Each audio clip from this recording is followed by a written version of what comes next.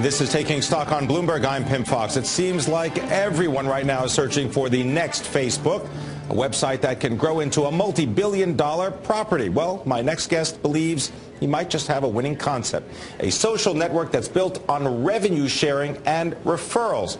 Darin Myman is the chief executive of this unusual website. It's called Peoplestring, and he's here to tell us more about the revenue sharing plan. Darin, good to have you with us on Taking Stock. Oh, it's great to be here. What is Peoplestring? I mean, how does this work? Because it's described as being almost like a portal, one place where you can do all of your social media experience. Right. Well, Peoplestring is a social network that allows you to bring together all your social connections and also your favorite web content into one place.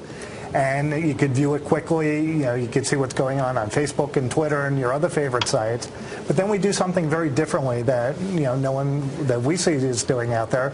We're sharing our revenue with people. We're allowing people to string together, to help people to become a financial portal as well, harnessing their buying power on the web. So what would be an example of something like this? If you have a Twitter account or a Facebook account and maybe you have email that comes from Google, you can put this all on one page and you can aggregate it? Yeah, you can put it all on one page. You could create tabs like different content, like you want to see all your news or your financial data coming in. And we have something called Instaportal, which is proprietary technology to Peoplestring.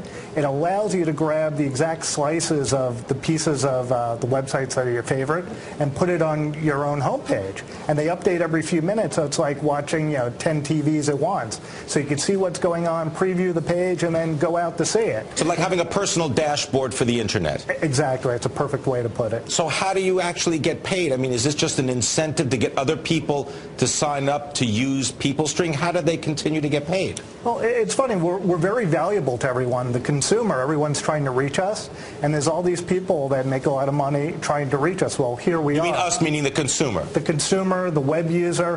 When ads show or you try a new game or a Facebook app, there are companies making tons of money off of us. What we do is say, hey, we're right here. Anything you want to know about us, we could tell you.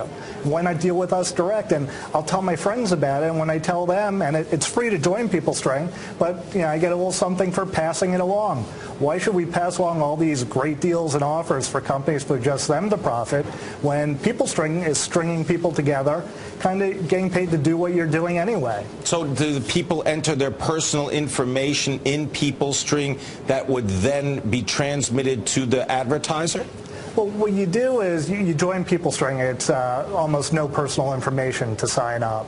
Then you may take surveys and target yourself, and as ads normally would appear as you're on websites and going places, you're sharing in the revenue that you're help generating. So it doesn't change your web experience, except you're getting this cool technology, bringing everything together and making it easier for you, and that's where the ad revenue is generated from. Now, how do they get the revenue? I mean, do you send people a check? Do they get a credit? I mean, or is there a coupon? How does it work? Well, we collect the money. You have an account. When you hit $25, we send it out.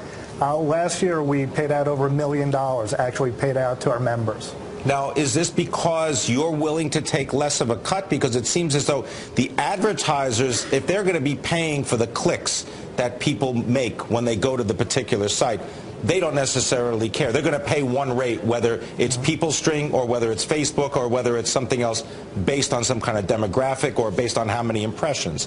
So is it because you've got a lower cost model that allows you to then transfer some of this revenue to the user? Well, if you think of it, we're very efficient. We don't have to spend money on marketing. Our members are marketing, they're bringing in the new members, so we're sharing our revenue. It's very low, very high margin business for us.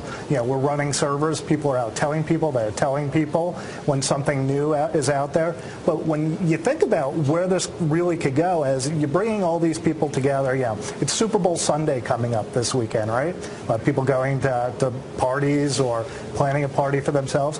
Can you imagine the power in a little bit down the road if everyone could kind of aggregate the buying power together? Say, hey, well, we need chips this weekend. And there's certainly going to be a lot of them. All right, I'm going to thank you very much, Darin Myman, the chief executive of Peoplestring. We'll look you up online.